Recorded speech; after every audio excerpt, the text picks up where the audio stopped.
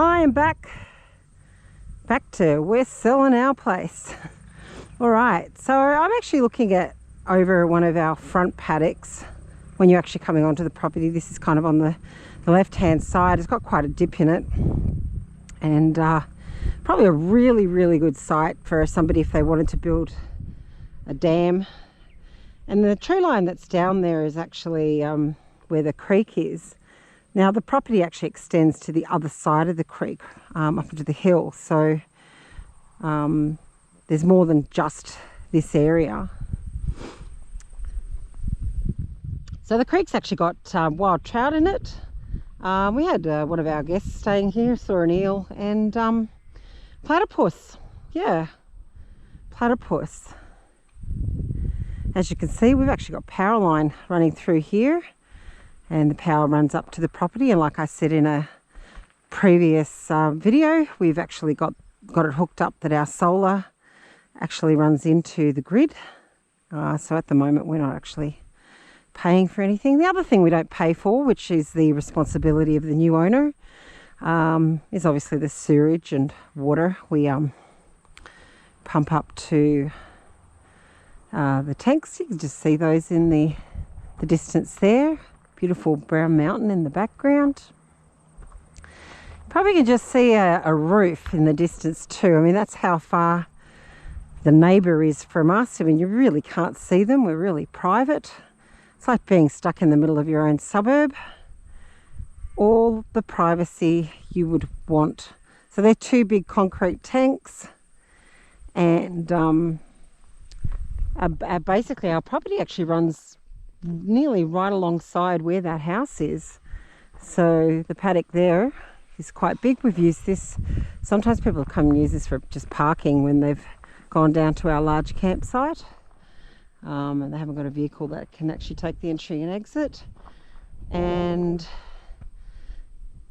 probably sort of stops at that larger tree line, not the smaller ones in the front. We've been trying to encourage the bush to kind of take over. We're really fond of our Australian natives and having some habitat for wildlife, especially our birds.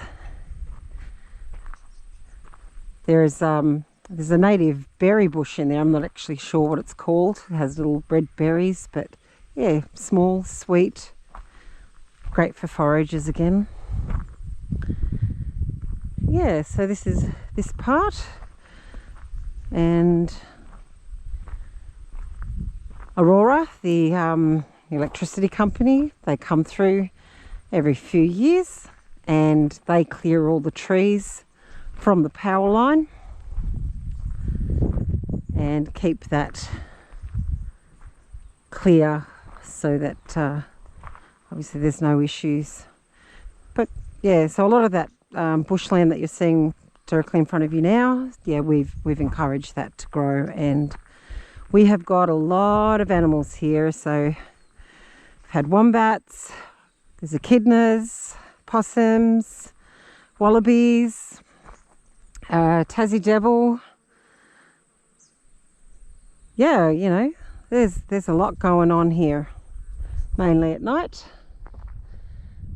But yeah, it's nice to live in such a heavenly place. So this paddock here that I'm looking at now, I mean, yeah, that could be fenced off. Can certainly be used for, you know, if it's fixed up and used for grazing. Like we were just doing hobby farming and we weren't planning to have any cows or sheep here, but I do know that they actually ran sheep here for quite some time, and that there were some locals, you know, are always looking for land to put their own sheep for grazing, and they will rent out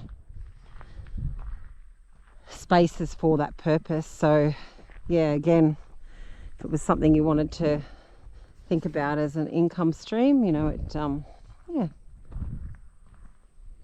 nice, lovely. All right, what can you see yourself doing in this sort of space? And this isn't all of it. There's a lot more to go. Let me know in the comments. Thanks. Bye.